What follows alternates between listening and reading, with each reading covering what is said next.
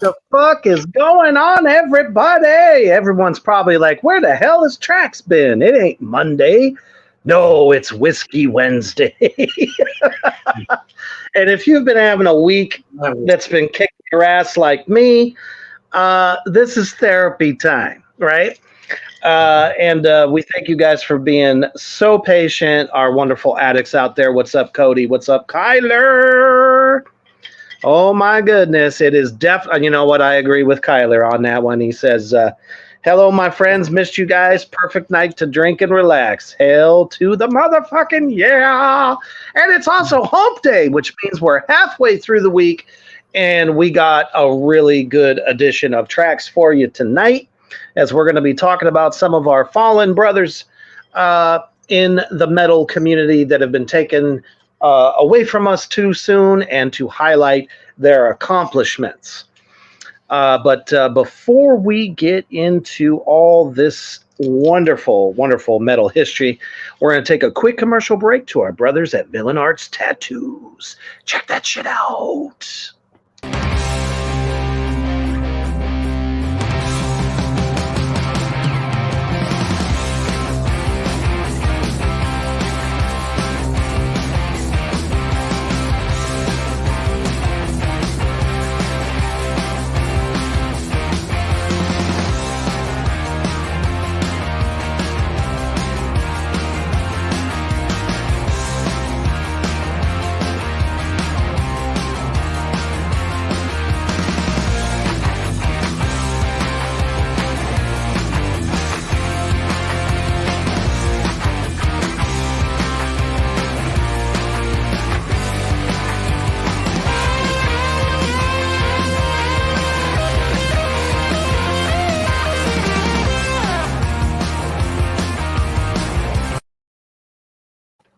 That's right.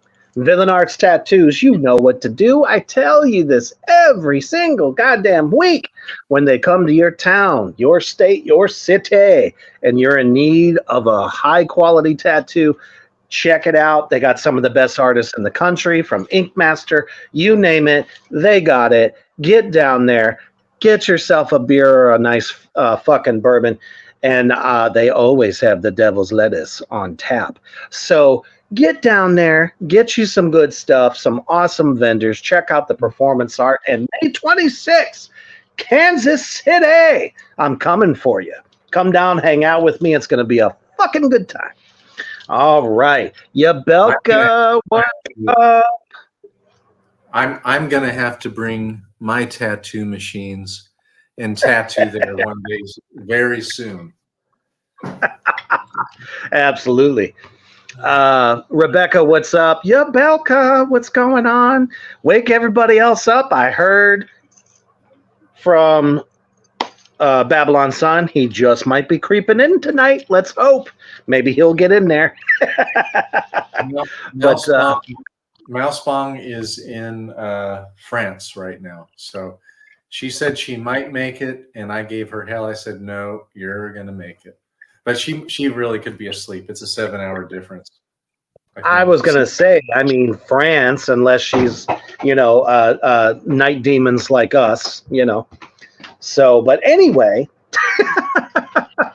that's okay. We got to give you all some crap, every now and again. Let's see here. Kyler says, I need to get my back done and front shoulder. Sorry about the background noise, everybody. Let's see. Kyler will have to come out. All right. I've got my whiskey is here, but Kyler's going to have to come out to Omaha. He'll get a twofer. If he stays long enough, he can come to one of our band practices. For real. Or if we have a show, and then shit, let's get a tattoo together. Yeah, and then I can tattoo. Because I know I'm going to be leaning on my brother Hoofbeast here for some new artwork. That's for sure. I ain't going no place else.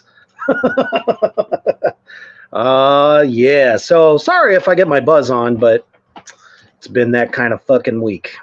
All right, here we go. So we are talking about some of our fallen brothers in the metal community. Pretty much on any level, could be higher level, mid-level, whatever. Obviously, there are legends that we know that we've definitely lost too soon, and we talk about them all the time. Peter Steele, Lemmy, Ronnie James Dio, but there's also some other ones that I think should be mentioned, and we will. We, of course, have kind of like a 5 list per each one of us, but there are so many others to mention. So we'll try to get to as many of them as possible. And hey, we invite you guys, our beautiful addicts out there. What's up, Reese? Good to see you, brother. Sorry, something went wrong. We want you to be able to tell us, some that maybe we didn't mention. So let's go ahead and kick it off. Right, Hoofbeast, who's first on your list there? Oh boy. All right, I'm going to go with a guy who I was friends with in the early 90s. He and I watched Prong and Bad Brains together and they were there on break. They were recording the Deliverance album. And I'm talking about a fucking, I picked guys who were super influential in metal, but underground and not super well known. And I'm talking about Reed Mullen of Corrosion of Conformity. He was probably, I think he was 53 when he passed away. He was a great guy. The way he and I hit it off is we were both vegetarian or vegan, and so we hit it off really well. And so every time they came, like one time they played with Megadeth, he and I hung out, and he invited me to get on stage and play, but I tucked my tail and couldn't get there. But he, Corrosion of Conformity was a really important band for metal because they were crossover. They were pulling out from, and they always kind of had kind of metal roots mixed in with their punk. They just weren't punk. They were always kind of crossover. The Animosity album, the Eye for an Eye album, those are fucking there's metal in those. They do have the hardcore, but they definitely had the metal in them. And I got to meet Pepper Keenan, Mike D, and Woody Weatherman all at the same time. Great guys. But Reed was amazing. He did vocals at the same time as playing. And I know Reaper could probably attest that would be motherfucking hard.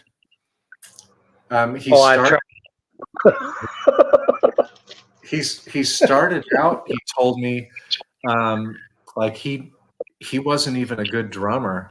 And I really loved his kit because when they mic'd, I forget which fucking album, the Blind album, that came out in 1990, 1991, and they definitely moved into thrash for that album. It's the thrashiest of all their albums.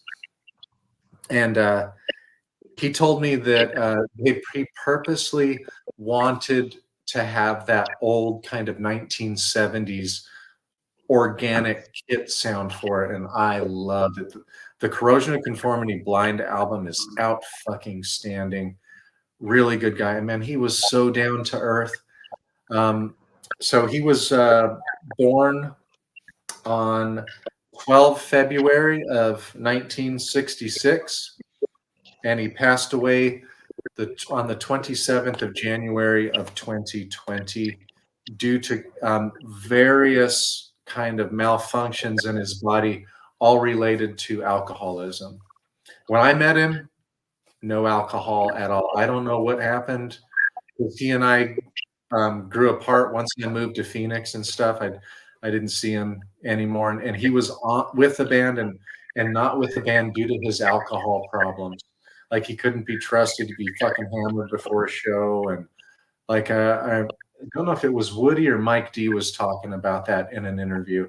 I think it was probably Pepper Keenan was talking about that. And probably. But probably the Corrosion of Conformity songs that I love the most are the ones where he did vocals, like on the earlier, like the first 3 albums, Technocracy, I think Eye for an Eye, and Animosity, which is one of my favorites. Fucking satanic too. I was so scared of that fucking album. Where do I begin with this? So, been, podcasting for 3 years now, since I started Reaper's Underground. And I have found that there is a huge group on either fucking side. One that says they prefer that punkier, thrashy version of them. And then, hey, there's Babylon. Damn it. Fuck Join yeah. the party. He says, hey, bitches. Glad you could sneak in here. But that love that era and then absolutely hate the stoner metal era. And then there's the couldn't stand them for the first 3 or 4 albums or whatever while they were still doing the thrashy punk stuff, and then turns around and says, but damn it, the stoner metal, the kings of dropping the bottom, they were one of the first ones to do that during that time, and they just couldn't find an identity. But when I think of truly remarkable, even to this day influences me, Reed Mullins, so tasty. And it's really kind of funny because in the 90s, all the way up to, I'd probably say 91, I was still rocking the 2 kick drums, the 4 rack across, and the 2 fatties on the bottom. But once, I start to see the great Randy Castillo, which is another fallen brother of ours in the metal community, probably Ozzy's greatest drummer ever. I will always one of them. One of them. Yeah, He's had 3. Tommy Aldridge, Vinny Appice, Carmine Appice. He had Carmine. And then Randy Castillo, his 3 best drummers. Well, anyways, so on that No More Tours tour, he switched to a kit that only had 1 tom, 1 bass, and 2 floor. The moment he did that, so did I.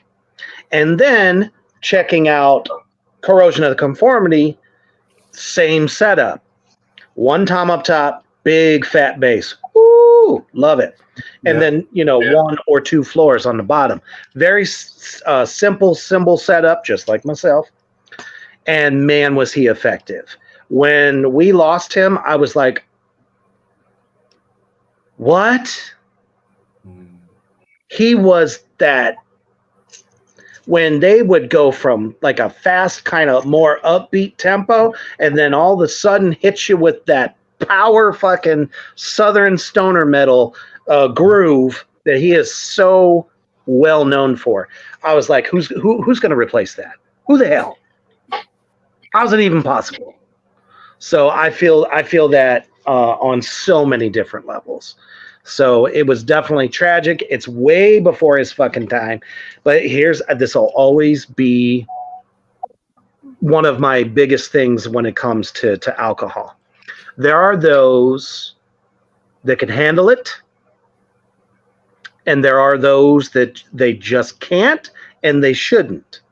And I don't know. I don't know if there was like a lot of emotional distress or depression or anything that the guy was going through, but unfortunately, he could not fucking handle it.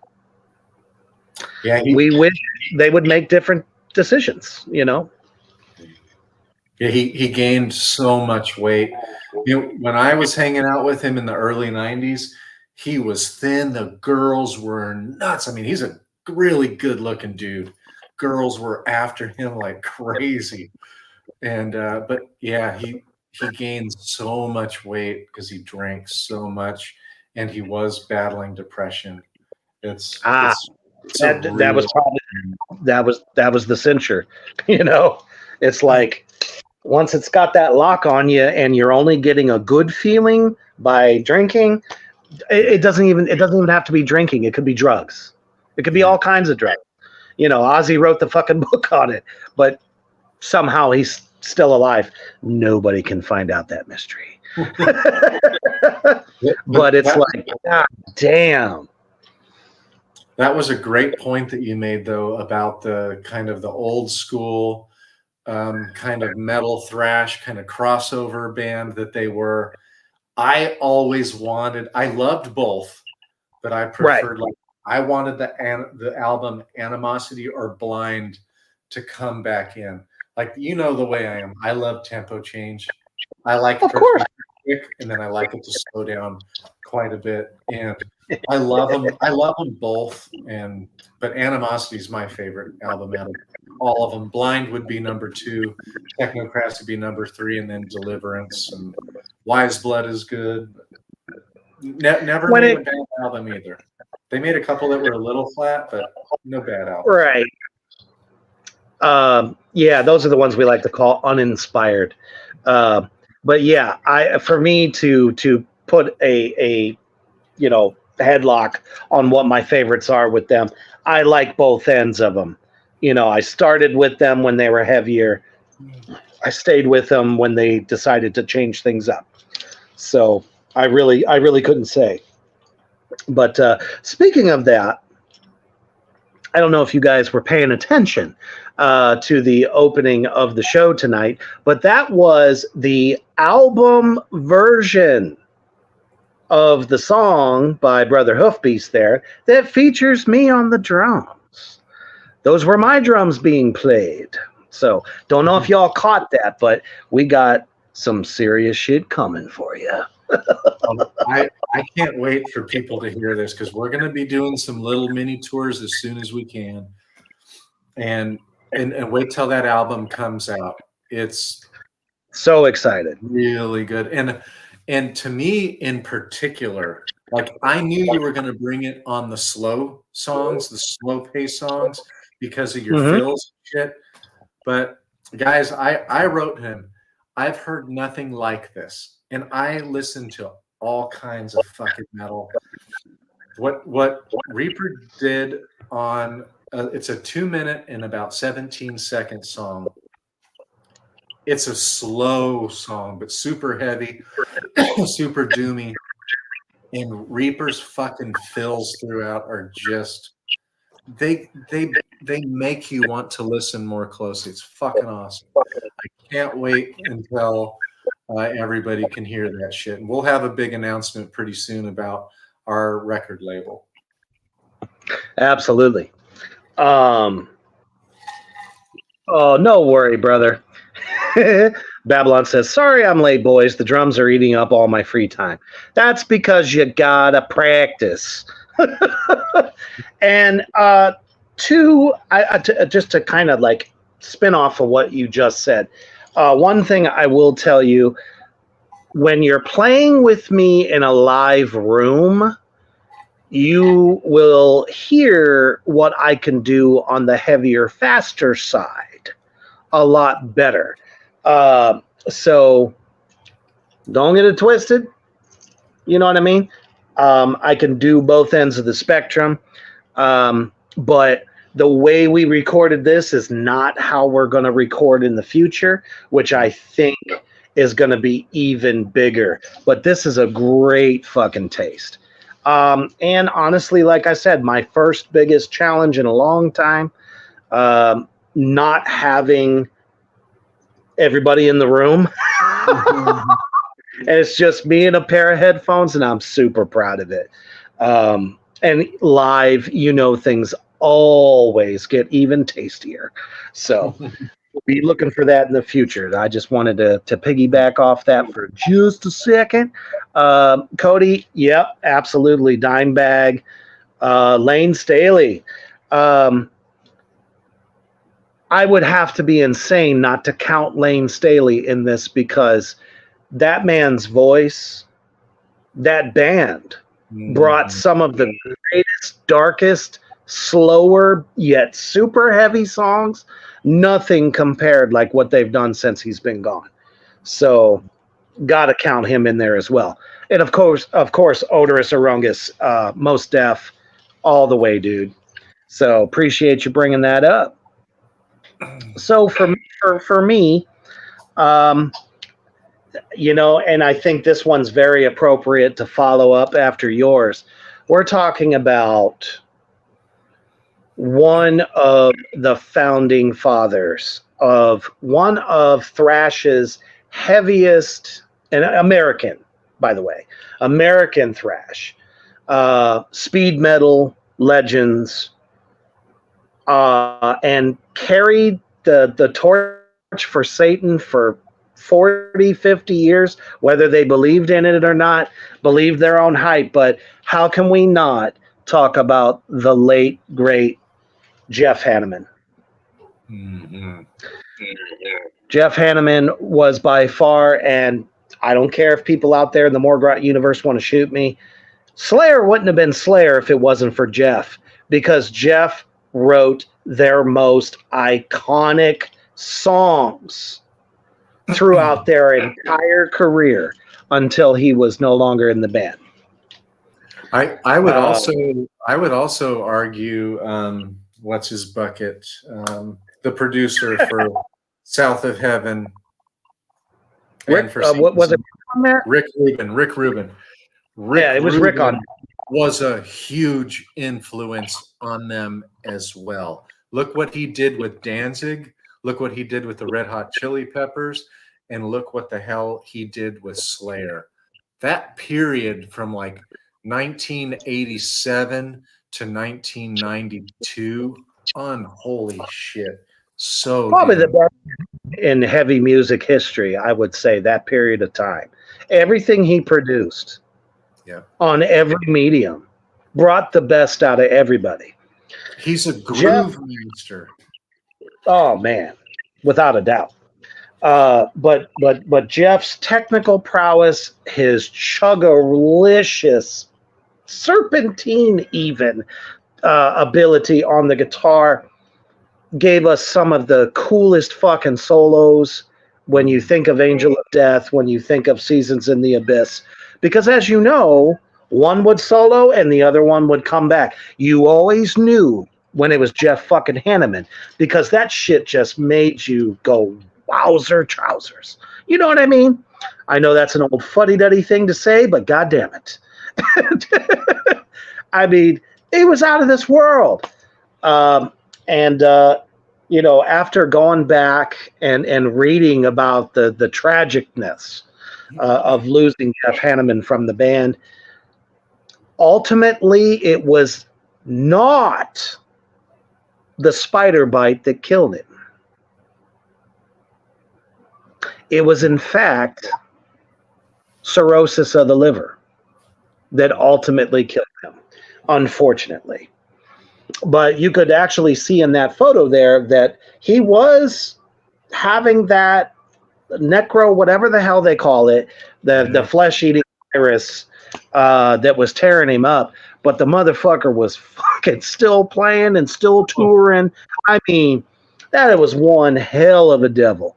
I don't even think Lemmy could have got through something like that. You know what I mean? And he was still going, man, bringing it every night. But in the end, nobody knew. Not even the closest people to him knew that he had the disease that ends up killing the liver. Of course, heavy alcohol. So, it's mind-boggling to me how some of these guys, but when you think about the 80s, what was the 80s all about? consumption, heavy. Every night was a fucking party. You know, they were just kids when they started. You know what I mean? Holy shit. Doomsday Rejects. Haven't seen you all in a long time. Glad to have you with us. Yes, I agree with you. Jeff was fucking Slayer. I also agree with this too. He says Jeff was smoother with more feeling, and Kerry was more technical and choppy. Absolutely. He was all about the whammy bar. You know what I mean? Jeff was a fret guy that just brought some awesome fucking tones. Great technique. But again, he was another one that just didn't matter what anyone told him. I'm sure he probably went to the doctor many, many times and just was like, I hate to say it, but man, if you're maxing it like that I've read some of these stories, you know, because I'm a drinker myself, obviously, but I'm not pounding it from the moment I get up to the time I go to bed at night. These guys are taking it to the max. How did they even function? Quick side note for all you wrestling fans out there. I just watched a documentary on Ric Flair. That man wrestled every night, drank from the time he started in the morning, plus training, lifting weights, all that stuff. Party didn't stop until 2, 3 in the morning for 20 plus years. Oh. And he's not dead. That's the crazy part. And I'm just like, how do these guys do it? I could never do that. I learned very early that if I want to have too much of a good time, I'm going to always want to have too much of a good time.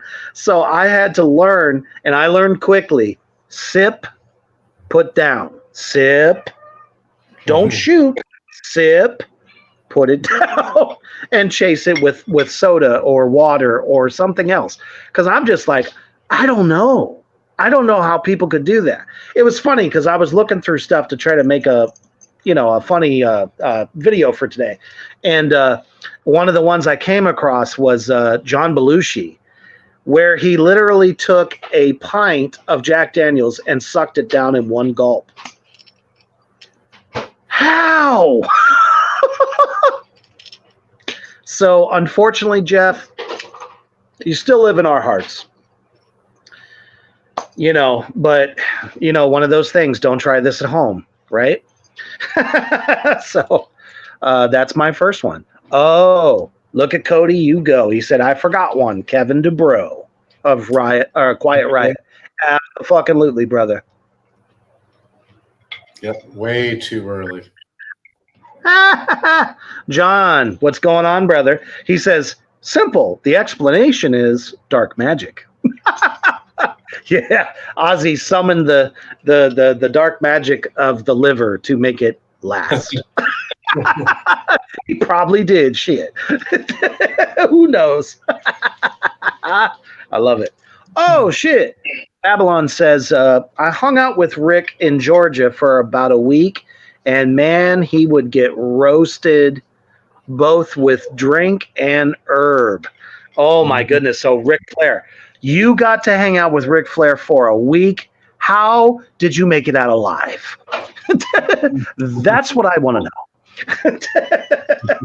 Holy shit. All right, brother. What's your next one? My next one is from a band from Canada, and this dude left way too early. Super avant-garde. One of the first, like, you know, Frank Zappa was really avant-garde, but this dude avant-garde to a new level. Like, he's been called chaotic and dissonant, and he totally was. But he was the nicest guy in the world. I'm talking about Dennis Piggy Amor from Voivod. Now, correct one? No, that's Euronymous. There he is. There's Piggy. Sorry.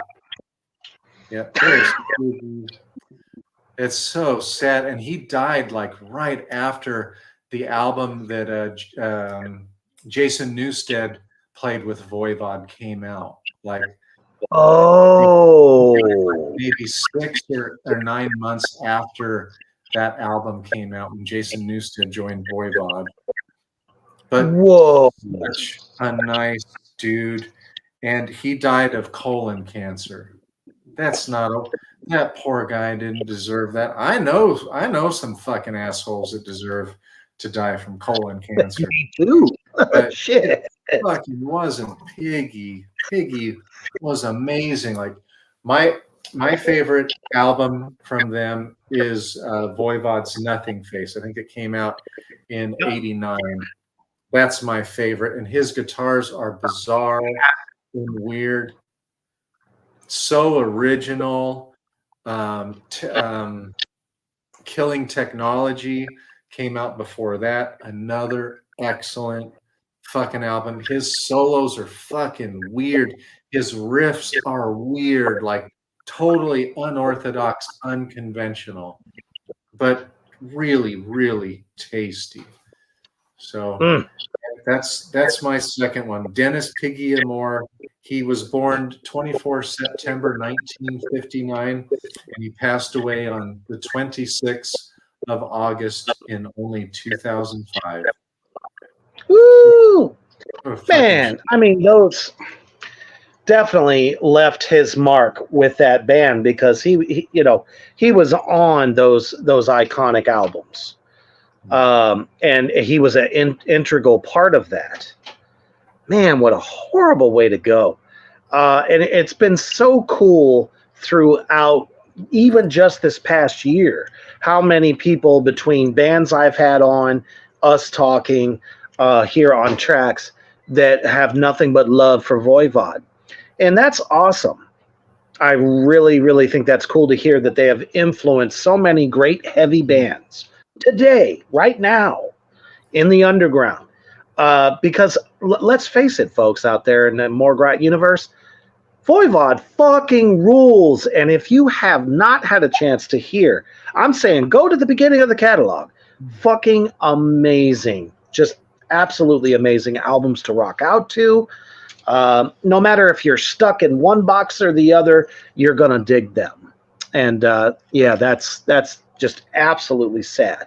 And not to be cliche, but I'm going to piggyback off of that because the fact that it was that's just such I wouldn't wish that on anyone that I didn't hate. Let's put it that way, because that's a terrible way to go out. That's not a hero's death, but let's talk about one other super tragic. I mean, there's so many tragic ones. It's kind of hard to pick. But this one hurt me the most in the 80s. When this man died, I cried. And he's not a drummer.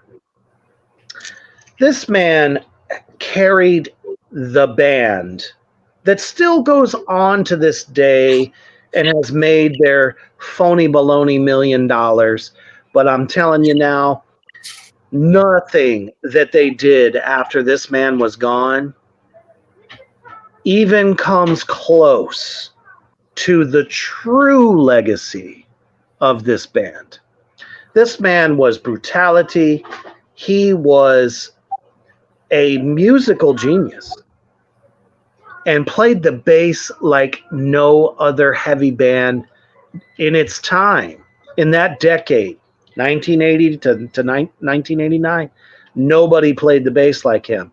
He is by far, in my opinion, besides Steve Harris, that could give Geezer Butler a run for his money.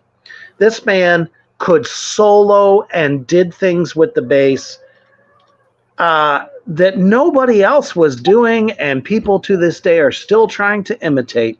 And I'm talking about the late, great Cliff Burton. He was a horror fan, and let's face it, the Misfits started to become iconic because this man tattooed their logo on his shoulder, wore those t-shirts, and as you can see, big fan of horror, Dawn of the Dead. Jealous because I wish I could have that fucking shirt.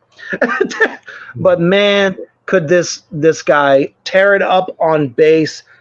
And there were two other guitar players, Kirk Hammett, motherfucking James Hetfield, and I was listening to the bass. There was no drummer. There was, but the way the bass, his bass worked with what Lars was doing at the time, dude, he outclassed everybody in that band.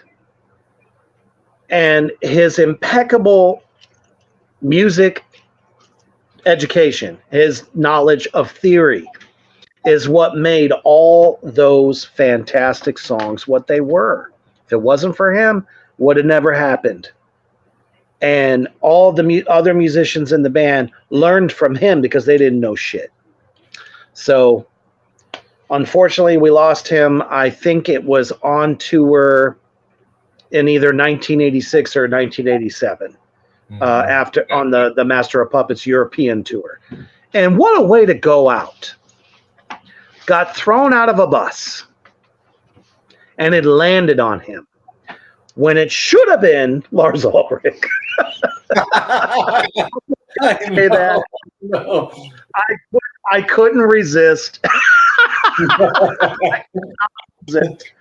But believe it or not, as the story goes, Cliff and Kirk Hammett fought over who was going to take the bunk. So the person that actually would have gotten thrown out would have been Kirk. Kirk, I don't mind so much. He's a big horror fan. I'll give him that. But should have been Lars. Metallica.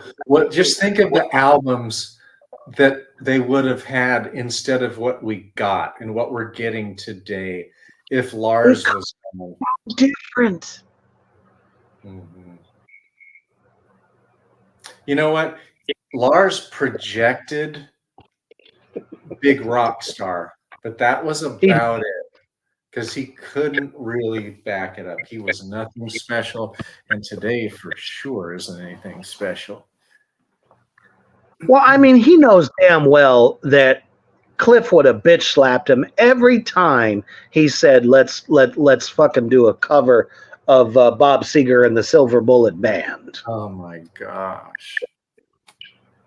You know, when after the Black Album, even though that was not the Metallica that we knew and loved, I was like, okay. But once they got to the next record, I said, Cliff is rolling over in his grave right now, ready to pounce on Lars Ulrich for all that bullshit.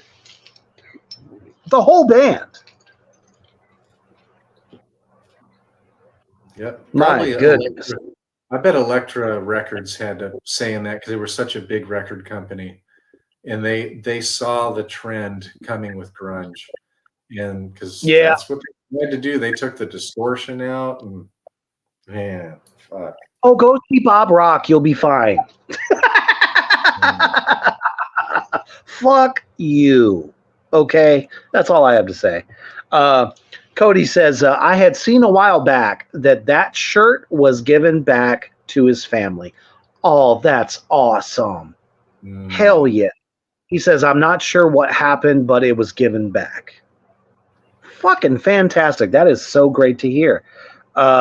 John says, I didn't realize how many members have been in and out of the Misfits. Oh, dude. When you really research it, it was a crazy laundry list of different members they had. Yeah, for sure. But because Cliff Burton had the Misfit skull tattoo on his arm and was wearing their shirts on tour every time they played live, that's why they got so big. For real. That is the truth. Honest to Satan. All right, brother. What is your next one? Oh, let's see. Let's go with.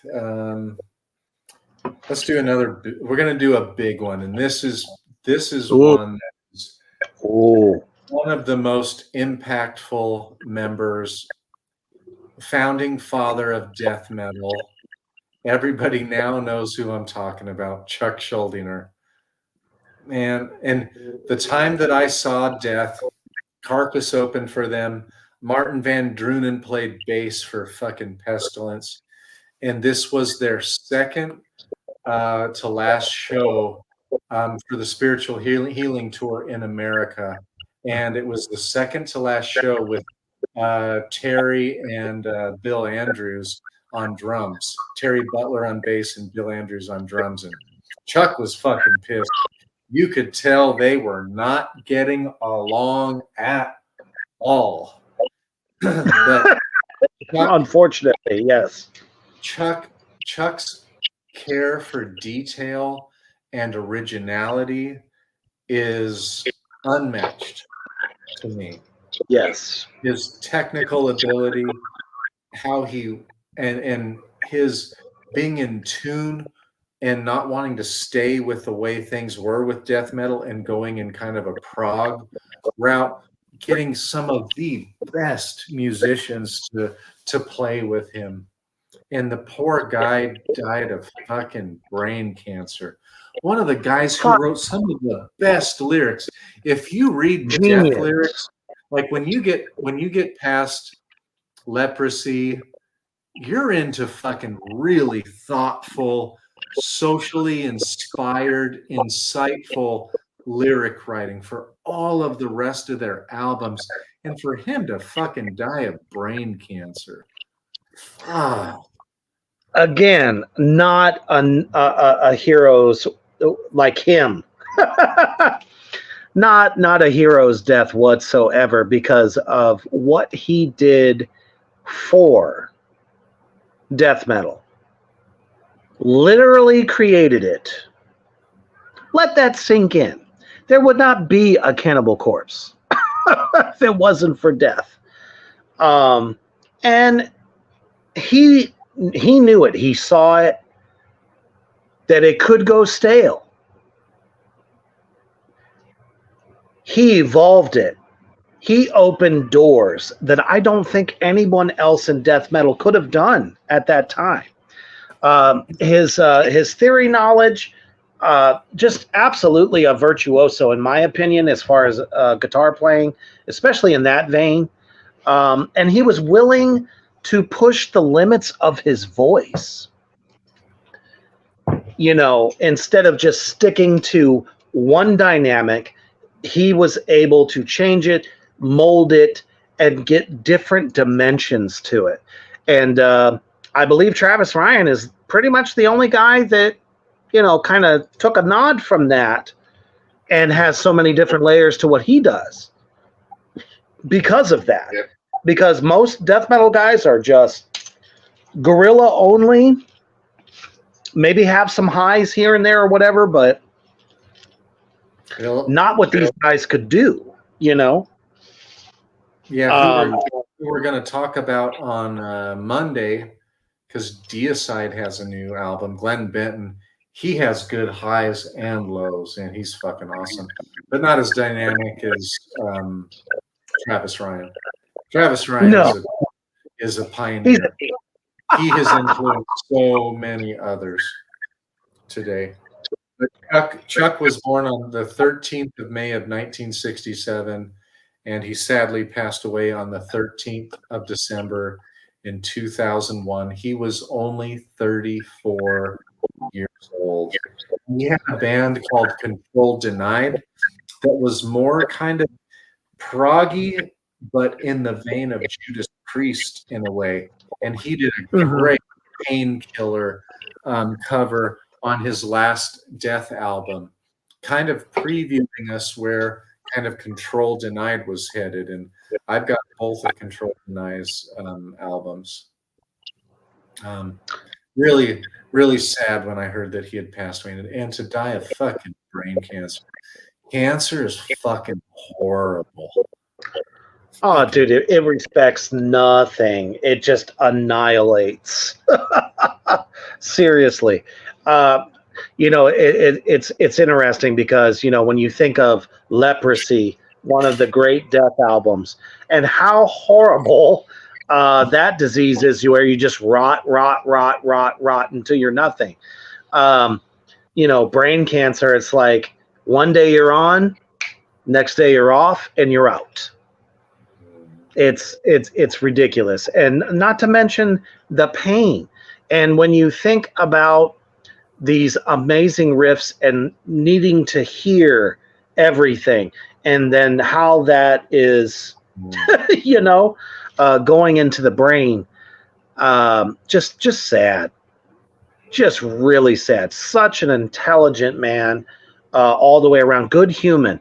And I hate to kind of like spin it off a little bit, but when you think about guys like Buddy Rich back in the day and how they talked about how he demanded so much from the musicians around him and this and that, there really was a magic there, that he was like, we have to be a cohesive unit to really bring this music out the way it needs to be played. So, the fact that he demanded the best, I think is perfectly warranted, because what we got are some of the best fucking albums that hold up today just as they did when they came out. I mean, I would love to see the Death to Us All tour that's going on right now with one of the best drummers that he had play for him, Gene Hoglan. I don't think it'll hold up as close as it could if Chuck himself was playing these songs. So, I mean, it's great, but it'll never be the same. And I am glad they're paying homage to him, though. Yeah, totally. Yep. Him and Steve DiGiorgio. Yep.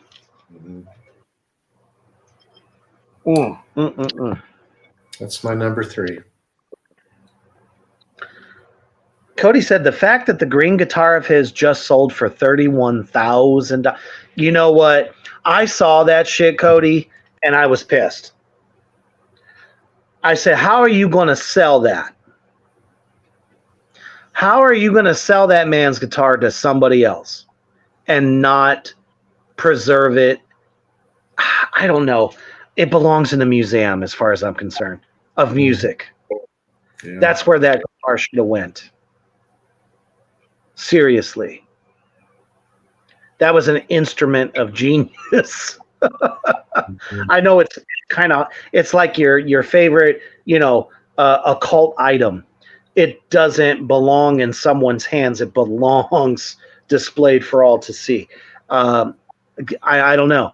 Just like when they sold Peter Steele's bass, another one we lost way too fucking soon, should not have been sold to anyone, in my opinion.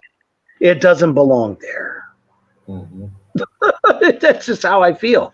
I don't know about you, Hoof Beast, but if I ever win the lottery, I want to make a promise.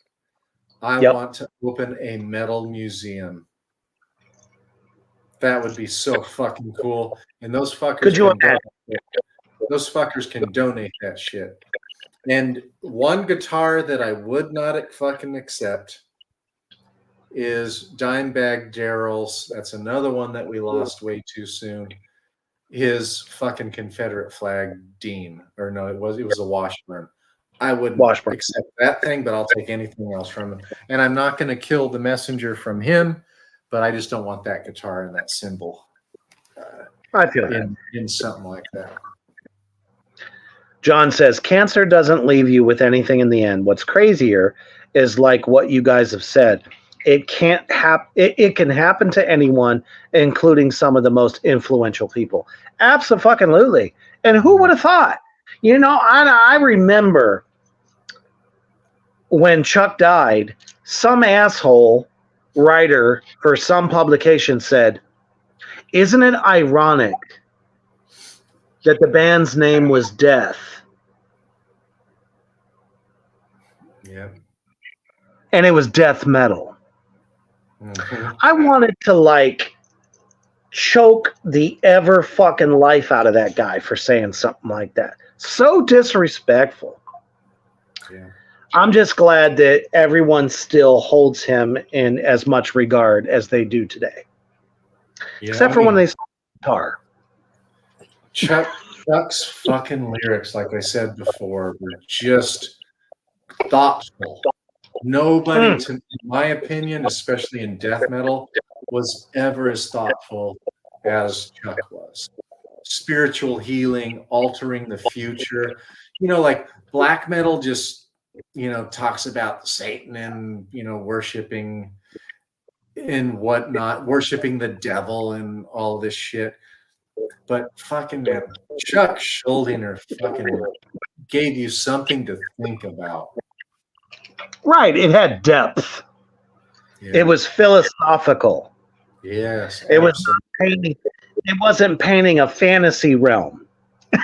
And that's not what, death metal does today. I mean, look at Cannibal Corpse. They're constantly, just talking about, zombies ripping your flesh apart, monsters tearing you apart. Sure, they may have had some undertones in there, but it wasn't quite like the way Chuck did it. Let's put it that way. Cody says, I think the exact same way. John says, and yes, it belongs in a museum, not some rich bum's basement. Right. And Cody also says, if you do, I'll work it in every day. Oh, that's awesome. Right on. All right, let's move on, because I mean that's a real touchy one. And I think here's another one that killed me, and I mean it's on the topic of death. We lost one of his greatest drummers. This gentleman right here, unfortunately, his name is somehow escaping me. I meant to write it. Thank you. Yes, it was on the tip of my tongue. It was on the tip of my tongue, and I was like, "Oh shit, I'm gonna fuck it up." But this man was responsible for some of the trippiest stuff that Death ever did, and he was another one who fell to a cancer type. Just an amazing drummer. Neil Peart was one of his biggest influences, which I find so killer. I can see it. I can hear it when I listen to the records that he played on. Just an amazing talent in every way. And unfortunately, we lost him way too fucking soon. Yeah, I remember when he... Creative. He understood the inner machinations of time signatures, and he was flawless with that shit. He could go from one of the slowest tempos and hit you with a fill that literally made no sense. But that was what was cool about it, though. It wasn't flashy. Some people would say it was overplaying. I say it was fucking genius. And when we were talking about the fills that I do in a slow funeral doom setting, because it's unheard of. When you're expecting I'm going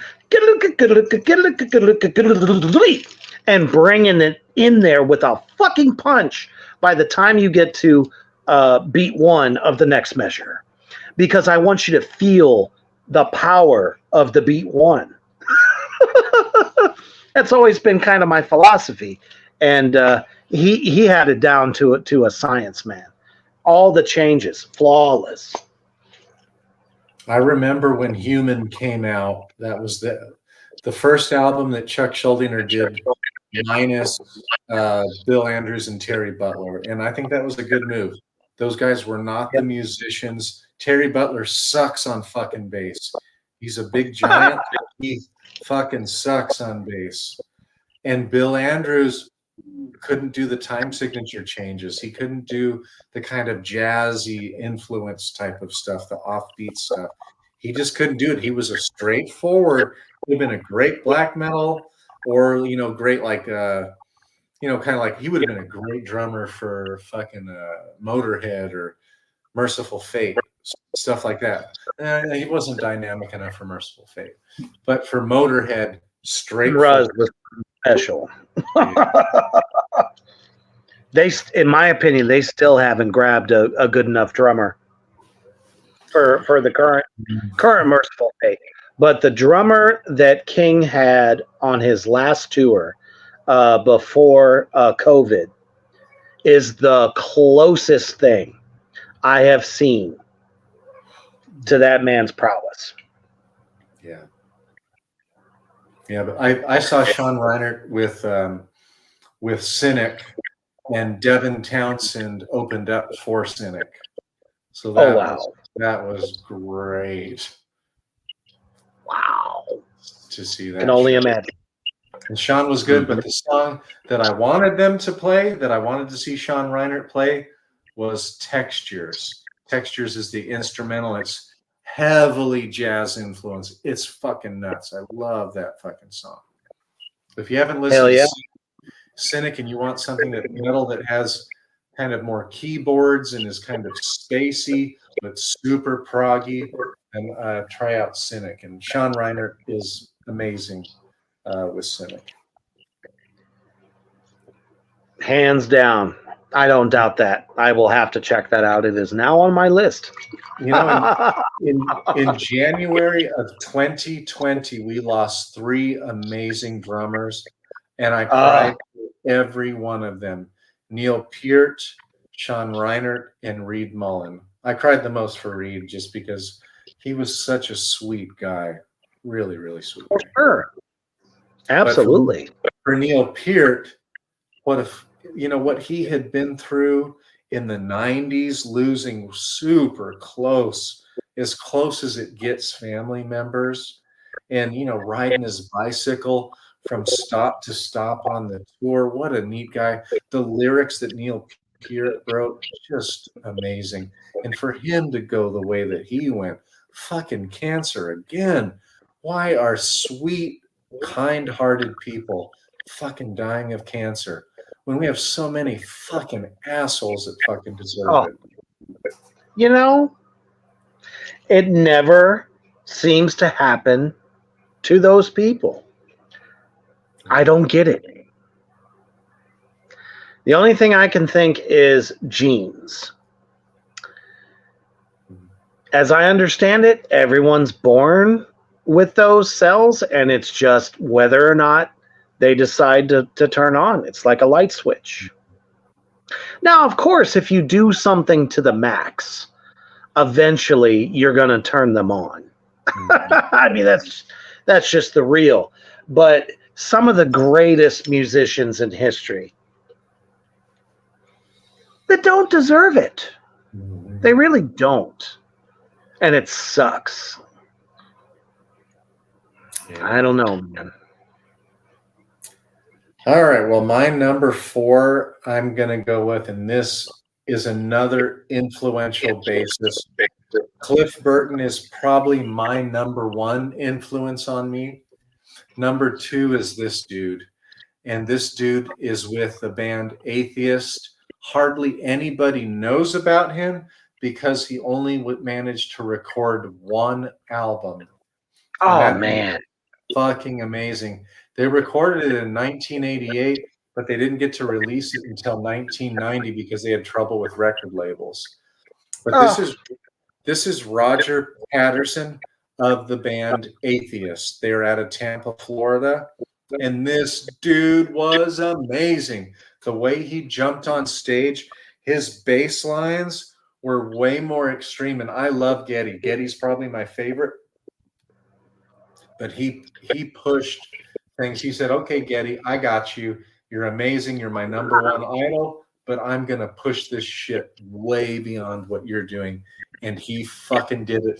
And Atheist recorded his bass pretty prominently in the mix. And they had 2 guitarists, and they let his bass cut through it all because it fucking deserved it.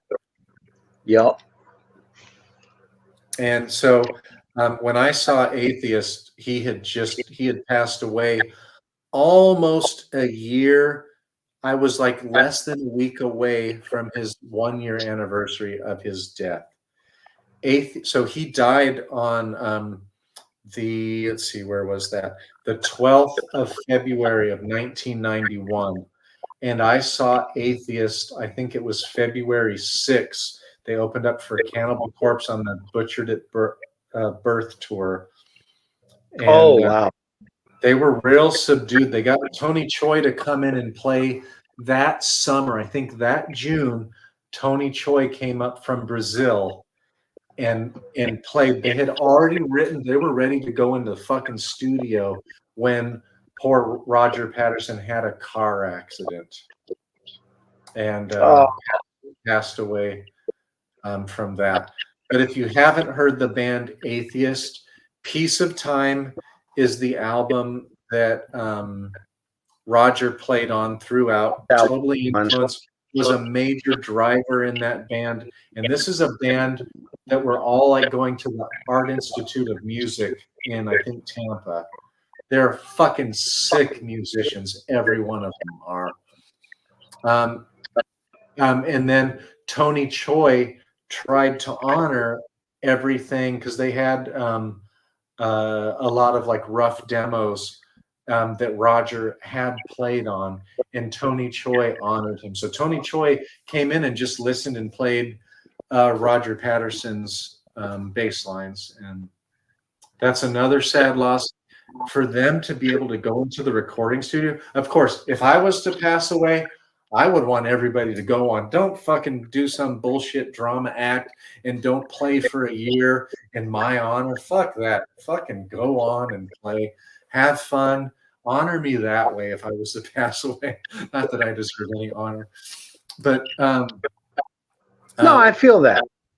What a fucking shame. And their follow-up album is called Unquestionable Presence. It's one of my favorite albums of all time. It's so fucking good. So progressive, so cutting edge, more progressive, dare I say, than what Death was doing. Easy. Wow. Easy. That's amazing. Fucking nuts. Amazing.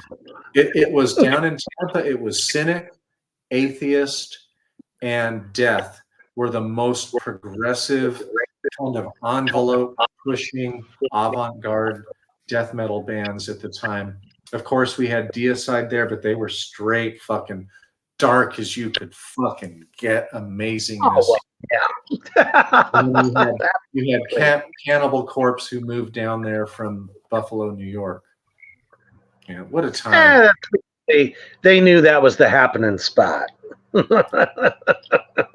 guys go listen to Roger Patterson on Atheist album. It's called Piece of Time. It's red with gold and it has an hourglass on it. Amazing fucking album. Oh shit, what's up, brother? He goes, Behemoth too.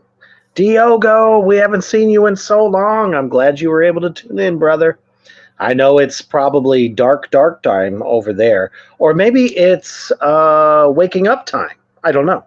But nonetheless, we're glad to have you, brother. Absolutely.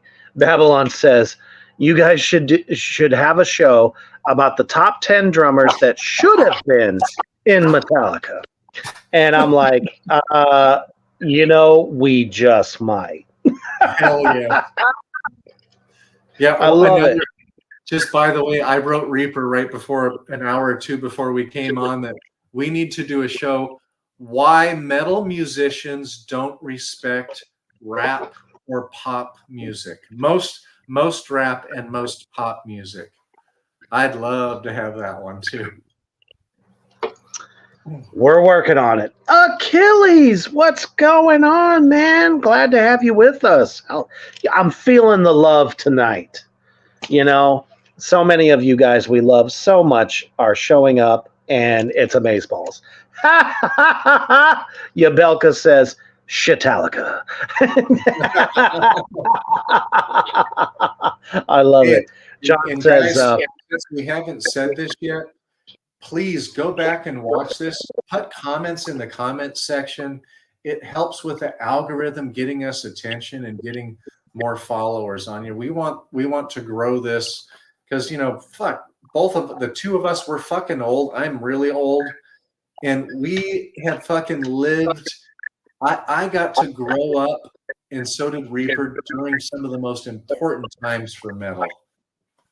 And we want to grow this out. So like it, share it, write a comment in the comment section on YouTube. Help us out with that shit. Sorry, bring that back up. I didn't get to read it. And there's more, believe me. He says, why did all these awesome artists have to die before I even know who the bands are that you're talking about? I'm too young. I feel that we've heard that from some of our other viewers that tune in every week.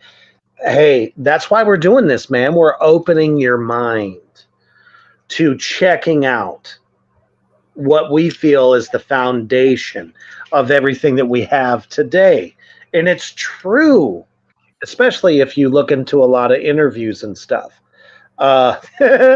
Babylon apparently likes the idea of doing that show you mentioned. And I love you. I love this. Diogo says, who respects pop? He goes on to say, rap now started with trap, with most of the singers looking like transvestites in a man's body. Dead. That's awesome. So my business, my business is right beside a guy who he runs like mostly African Americans going in there to get their hair cut in the business beside my business, and he is in Watch Me Reaper quote DJ, and he's a music producer, but he only does rap. And so I was telling him about, I've got this, album that's coming out, and, I did the guitar, the bass, 2 different types of vocals, worked my ass off on this thing, got an amazing fucking drummer for this. And I was going to let him listen to it. And then he started talking about what a producer he was. And I was just like, you know what? If you think we're on the fucking same level, musicianship wise, fucking no. Fuck no.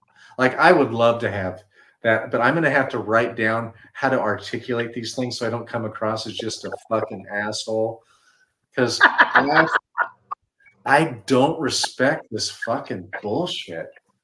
Where you create drum beats that a 4th grader could create, and you create lyrics that a fucking 4th to 6th grader would fucking write. And you fucking sound like a fucking dumbass. Now, if people could say, well, Chuck Schuldiner sounded like a dumbass, or Travis Ryan sounds like a dumbass, then I'm like, okay, let me see you make those fucking sounds right now. Okay, go. Let's see what talent you fucking have. Yeah, good luck.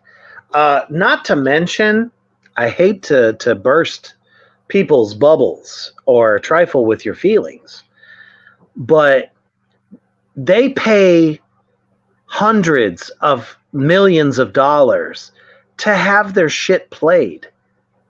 That's why you get bombarded with this awful fucking pop music. They wouldn't stand to gain any kind of success if it wasn't for the fact that the people representing them pay people off to shove it down our throats. Mm-hmm. That's something we'll talk about on the goddamn program this Saturday, because I got a whopper for you, and I love it. Cody says, Beast, if you was in a position where you had to choose, which would you rather it be, Sleep Token or DJ? Fucking Sleep Token in a heartbeat, because I would fucking cancel all their fucking bullshit pop shit. I mean, there's some hope. They got a good drummer.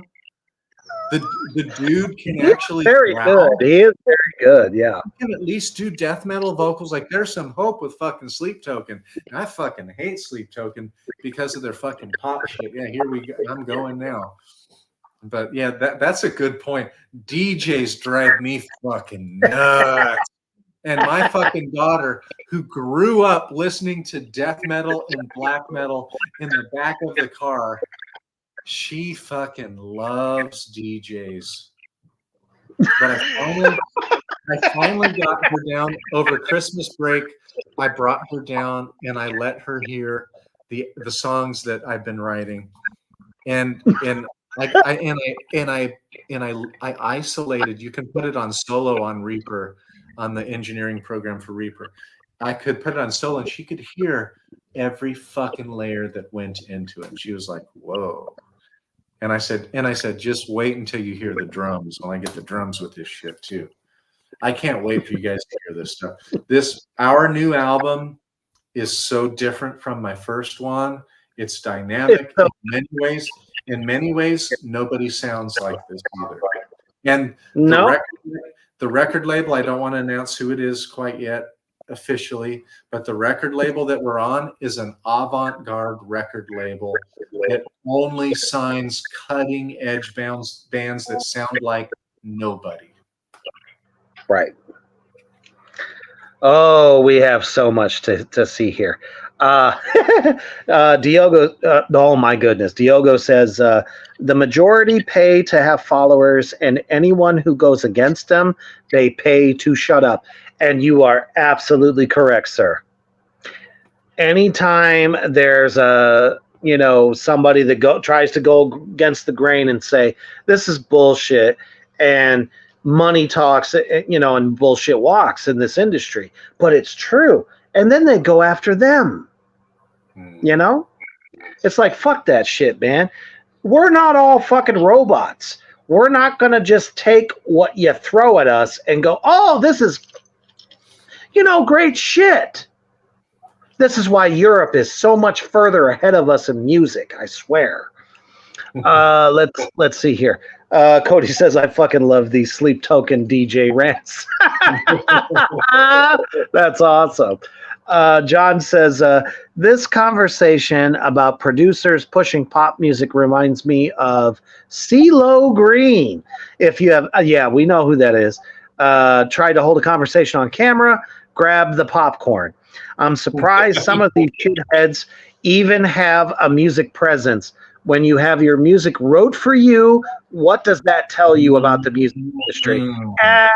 Absolutely. That's why all the legends we've mentioned thus far, and you guys as well, are so important to music history, because they did it them fucking selves with pure fucking talent. Babylon says, the rebellion of our children. So he feels you. Apparently, we're making Diogo die over there. For sure. You are correct. And that's why everything that is blasted on the radio, minus the cool, classic rock stations and stuff like that, you don't really have a metal station unless you have Sirius XM. And sometimes, even on that motherfucker, it's terrible. Because they're playing the wrong shit. Five Finger Fuck You? No, I don't want to hear that shit. Nobody else does either. Bitch. It's like, I don't know why, but we know why. So, I mean, obviously, I cannot. This is going to be a twofer. Okay? This is a twofer just to get it out the way. Because we lost two of some of the greatest musicians that elevated heavy music to a whole new level, really solidifying the idea of groove metal. But even though it's groove metal, it is still by far some of the best heavy, fast music, speed metal, whatever you want to call it, to come out of starting as a glam metal band, if you can wrap your head around that for a moment. The first two records from this band are fucking glam. Mhm. But what they became was one of the most bone-crunching, changing the game fucking bands that came out of nowhere by that third record, and we know them as Pantera. So the people that drove that band, nothing against the great Phil Anselmo, he's very near and dear to my heart, but Dimebag and his brother Vinnie Paul did something for heavy music in the 90s that we all needed, and people are still trying to achieve to this day. Those two, not just because they were brothers, but the level of musicianship between the two.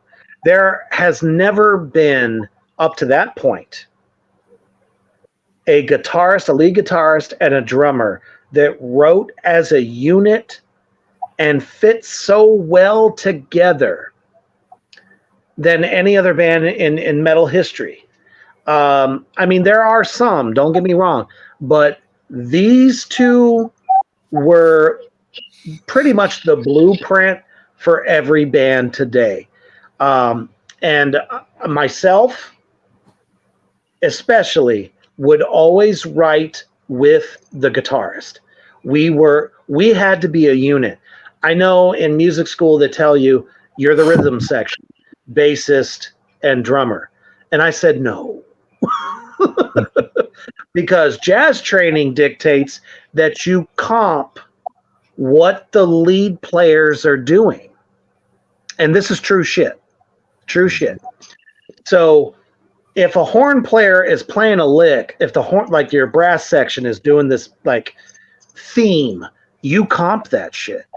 You copy it where you can, right? Well, Vinny and Dime copied each other to a T. Whatever he knew what Dimebag was going to do, Dimebag knew what Vinnie Paul was going to do. So that's why they were so fucking tight. Nothing against, Rex Brown. Rex Brown he still is one of the best, bass players there. But honestly, Pantera wouldn't have been Pantera if it wasn't for Vinny and Dime. They were the dynamic duo. If I could have any guitarist skill, it would be Dimebag's. The way he did pinch harmonics, the way he effortlessly played his solos, and maybe most importantly, minus the groove, because he was a groove merchant, was that Yes.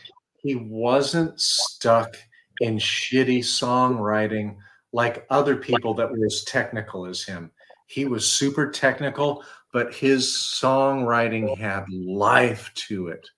It was fucking heavy. It was what he was feeling. He played with feel. It wasn't so technical and kind of like by the music theory books. Just outstanding. And for him to have some fucking asshole fucking shoot him when he was playing for fucking Damage Plan. What a fucking asshole. What a horrible way to go. My former state, in Columbus, Ohio,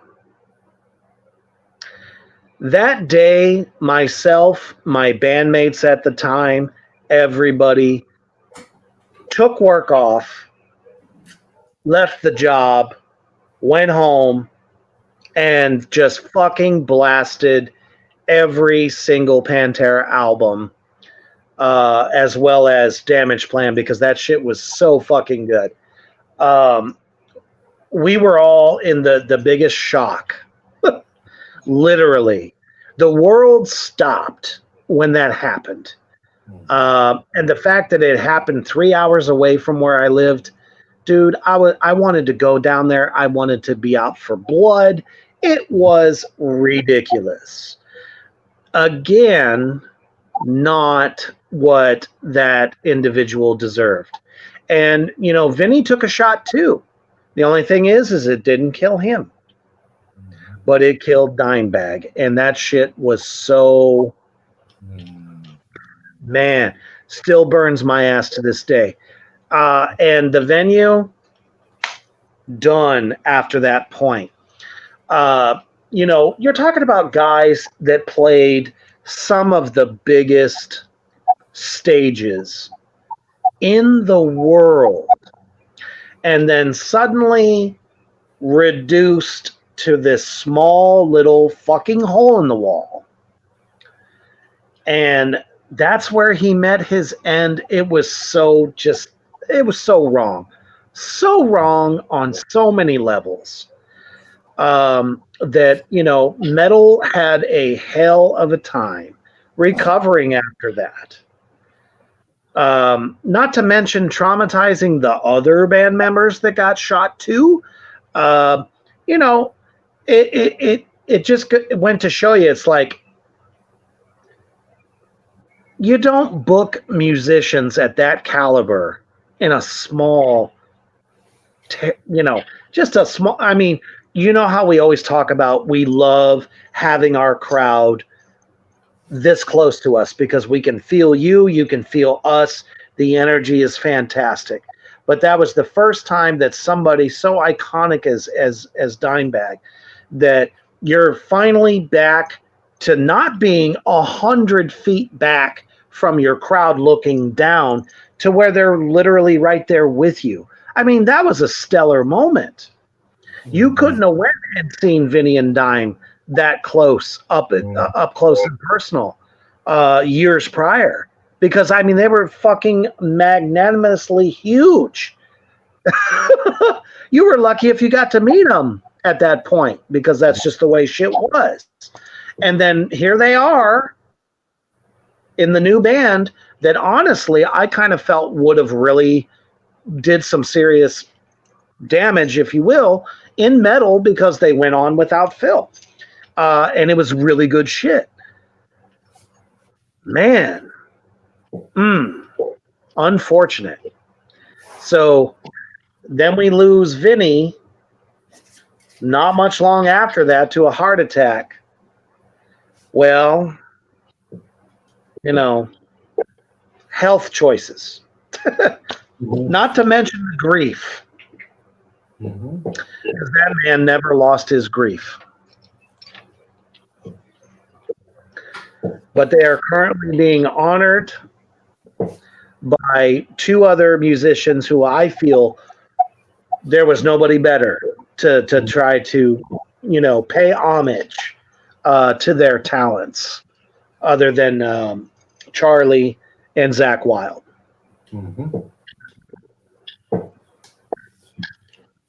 Yeah.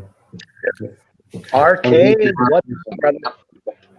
Glad you brought those up. And before I give my last one, I'm so sorry that I don't know what your last one is, but we didn't talk about Randy Rhoads, humongous guy.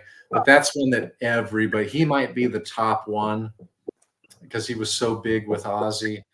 Randy Rhoads was a tremendous talent that died really young. Nick Menza, the drummer. I won't hit all of them yet because you might have one of these on there. But my number 5 is we're going to Norway. And I could have chosen 2 because one committed suicide with a gun and the other the one I'm going to choose was stabbed to fucking death. And I'm talking about who you're looking at there is Oystein Euronymous Arseth of Mayhem, one of the originators of the tremolo picking as we know it. And I would agree that the dude from Bathory, which was Ace Quarthon Forsberg of Bathory, he did it in like 1983, I think is when that album came out. He did have the kind of black metal in like 1 or 2 songs on his album. But Euronymous is the one that brought that forth. And fuck you, Varg Vikernes, you fucking piece of shit asshole. That motherfucker deserves to be in jail for his whole fucking life instead of doing his crazy fucking shit now that he's out and free. And yeah, Varg, I've done martial arts too. If you ever want to fucking fight, I'll fucking fight you in the fucking cage. I would fucking love to fight that motherfucker in the cage. He's a fucking nut job. I'd choke his fucking ass out. I'd take his back and do rear naked choke. I guarantee you before the second round was over.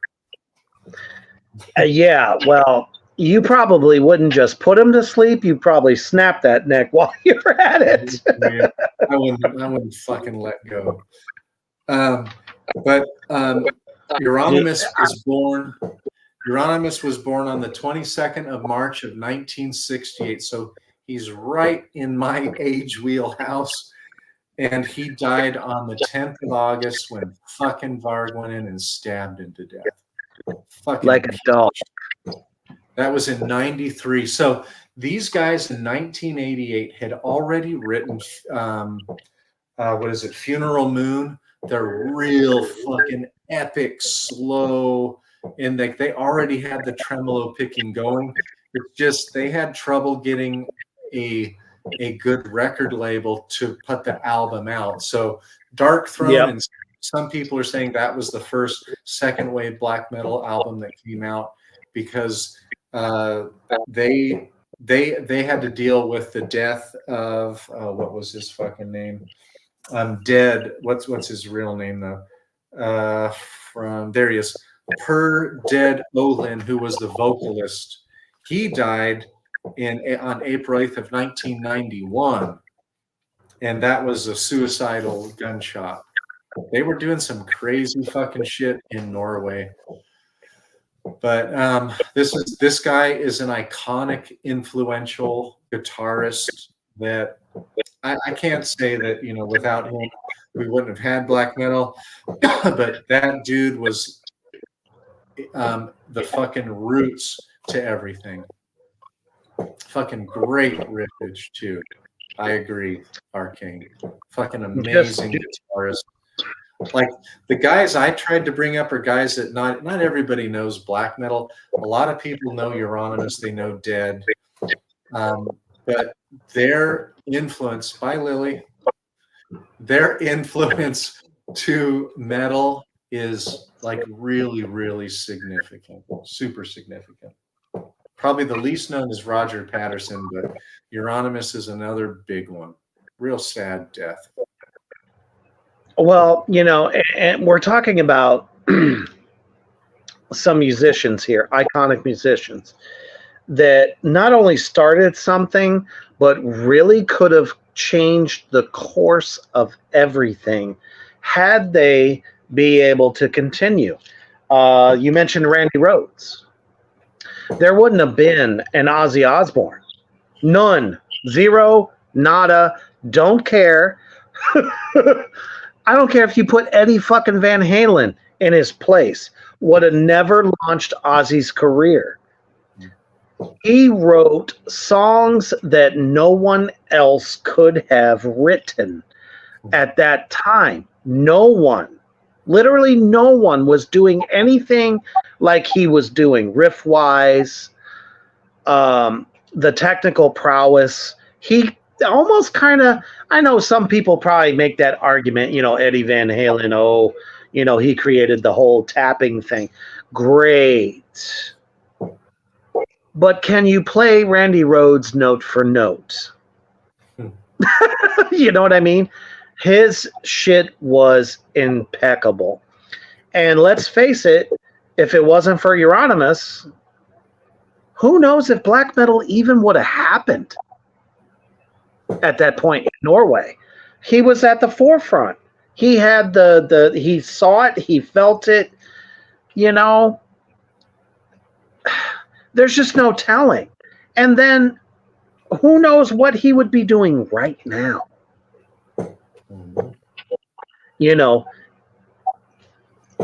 If he was still with Mayhem, I bet you Mayhem would be doing even better than what they're doing now.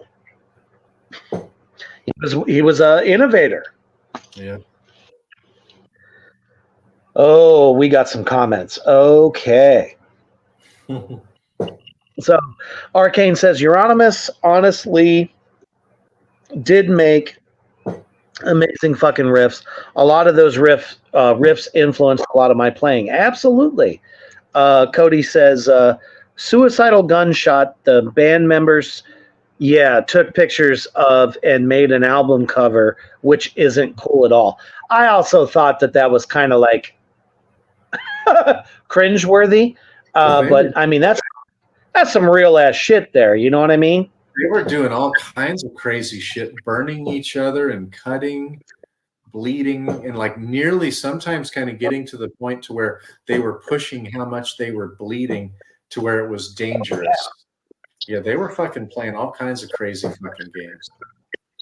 Well, I mean, when you think about that time in Norway's history, they were so oppressed that it made them literally go wild, and they needed an escape, and it was through music. And luckily, something utterly awesome came from all that sacrifice. Arcane says, I've said for years that if Randy Rhoads could have lived longer, it would be no debate who the best guitarist is. He'd blow Van Halen and Yngwie out of the water. Yngwie who? You know what I mean? I don't like donuts. I don't like fucking donuts. Yeah, we wouldn't have to listen to that fucking potato eater anymore. You know what I mean? That fucking guy can't hold a candle to what Randy would have gone on to do. He was such a classical guitarist and combined metal. I mean, shit. If he would have stayed in Quiet Riot, which is where he started, imagine what their career would have been like. Holy shitballs. Achilles said the movie Lords of Chaos was a good one. It was very much so. But I don't even know if it comes close enough to what really transpired at that time. Yeah, you know what I mean? A lot of the guys who were there, the guys in Immortal, the remaining guys from Mayhem, like they say, yeah, it's pretty accurate, but it doesn't really hit everything that they were up to. Guys with Satyricon and Dark Throne, like they say, yeah, it's pretty good, but it's not the definitive movie on black metal. But I enjoyed it. I really liked it. I did too. And it was still gut-wrenching even at that time. Just watching that and then hearing what they had to say. Either way, you toss it up. It's like you just being in that scene at that time, you just didn't know when your number was up. And that's freaky. Just freaky as all fucking hell. But damn it, if it wouldn't have happened the way it did, how it went down, I'm not going to say I disagree with the church burning. Sorry. Not sorry. Well, I was going to say something about that too. I stood up and clapped when they lit the match. I'm not gonna say I'm sorry about that shit. I was like, you know what? For as oppressed, and I mean oppressed. You talk about separation of church and state. They didn't have that. They didn't have that. It was fucking elbowed into your fucking head, and that's why they fought so hard against it. You think about these, pseudo rappers. Oh, we lived the life, man. We come from those motherfuckers lived it and then some for their cause. And I don't blame them. I really don't. It's as bad as Poland. Poland, what's fucking Poland? Norway was some seriously oppressive shit. And they made a statement, and it has long lasted, long before Behemoth came around. It was already happening. They were already living that life. You know what I mean? But to gain status, that was just one of the most tragic things in heavy music's history. we covered shit. I forgot his name already. He's kind of doing like the avant-garde black metal stuff. We just did a review of his latest album. I can't think of his name. It's killing me. Anyways, he was there at that time. He was in one of the other bands, one of the other black metal bands at the time, and then now he's Frost. Not Frost. Not Saturn. Shit. It's a one word name. Burzum. Damn it. Burzum was no Marg Vicarious. Damn it. Well, anyways, and I remember, when we did that, I was talking about how he said, I never really took part of what was going on at the time, but he understood it. And, it had to happen, kind of thing. It begins with an S. I just can't remember. Damn it. But anyways, he's like, looking back on it now, they would have done some things that were different, but I don't know if they could have. You know what I mean? When you're in that environment, music is your escape. But unfortunately, just so much tragedy during that time as far as lives. I only wish that it could have been a little bit more unified against the cause instead of resorting to, killing each other over. Mm-hmm. I mean, Varg just wanted to be at the top of the crop. I mean, that's an easy one to figure out. You know what I mean? But we owe a lot to Euronymous for what he's done for black metal and black metal's history all the way up to this very day. So, shit. But that's our lists, for today. We've covered a lot in between as well, as much as possible. Obviously, there are so many more. Alexei from Children of Bodom. It was sad to lose him so soon. And the lead vocalist for Black Dahlia Murder. Power Trip as well. Nick Menza of Megadeth died while playing a show. Massive heart attack. Isn't that amazing? Peter Steele, Jesse Pintado of Napalm Death. I didn't put him on because he really wasn't a pioneering guitarist, but he was a good dude. Man, his hair was fucking long.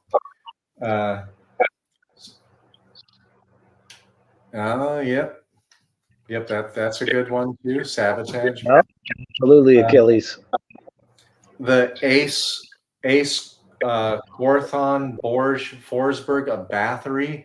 That's a huge influence on the second wave of black metal. Humongous one. He died at a very young age as well. Paul Bailoff of Exodus. To me, Exodus's best albums were done with Paul Bailoff. He died at a relatively young age as well. You've already covered Sean Reinert. I think that's most of the big ones, but there were so many others that we left off. I mean, the list is like 40. What a shame! I kind of went at it if they died before they were 60 years old. Very much so.